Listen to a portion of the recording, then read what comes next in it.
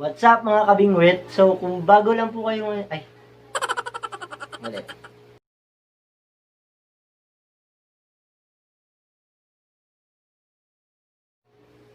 What's up mga kabingwit? So yun, mag-unbox po pala tayo ngayon ng fishing rod. Na-order natin sa Shopee. Try natin kung maganda. Maganda yung package niya. Tapos, hindi lang natin alam kung magkano yung kung... Putangin naman, ginagawa mo! Quality yung order natin. Kasi first time lang natin ang order ng rod sa Shopee. Kaya, tignan natin.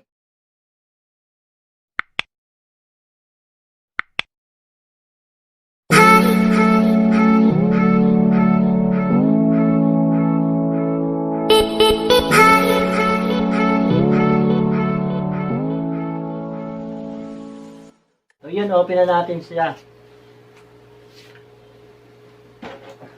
Gunting.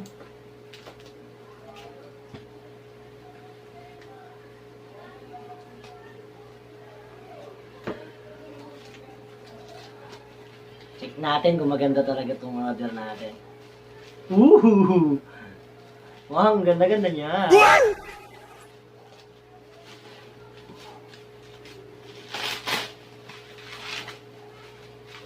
Yung package niya, maganda naman ang pagkakaano. Mga naka-tape pa.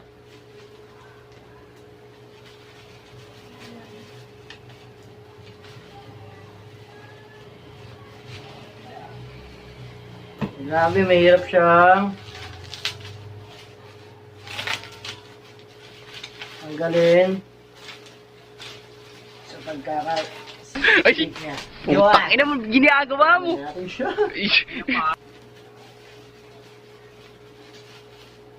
So, ito na siya. Kung maganda naman siya, tulad doon na nakalagay sa ano, uy, maganda nga siya. Daiwa. 950 yata something. 915. Daiwa. Daiwa Jupiter Power Tips. Hindi ko lang alam kung matibay siya, pero maganda naman siya. Pang ano siya, spinning rod. 2 tips siya.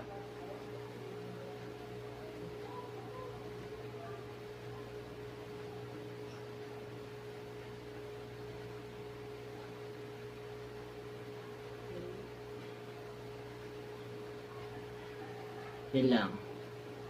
So, tatry natin lagyan ng reel kung maganda talaga siya. Ba, matigas.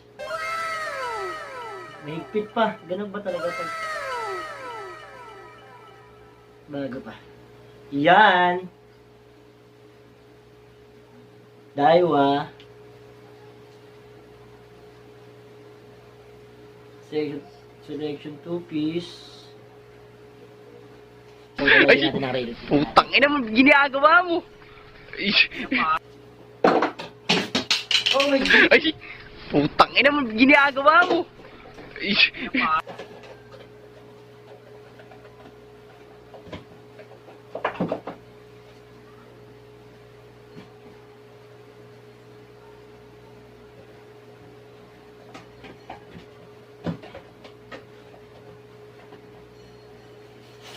So, yung ilalagay nating rail is MGS 200 series.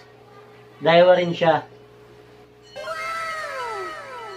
Specs niya.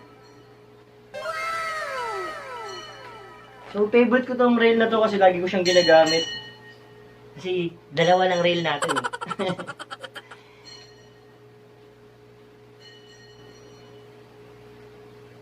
Loaded siya ng reed line. So, this is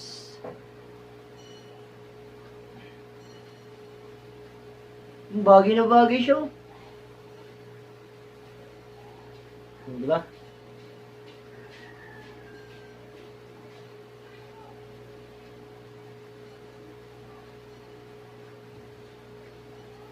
Bagay na bagay siya. Mga kabingwit.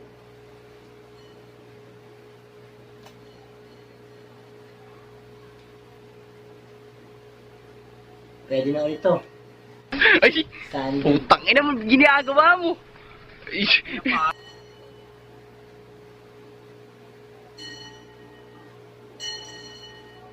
Maganda naman yung ring guide niya.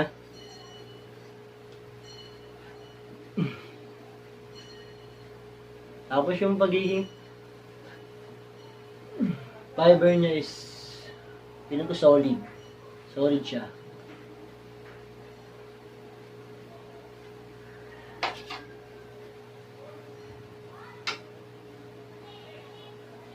Tsaka yung specs niya is light. Oh my God! Wow! 1.65 meters. Ang line pala ay dapat 614 love.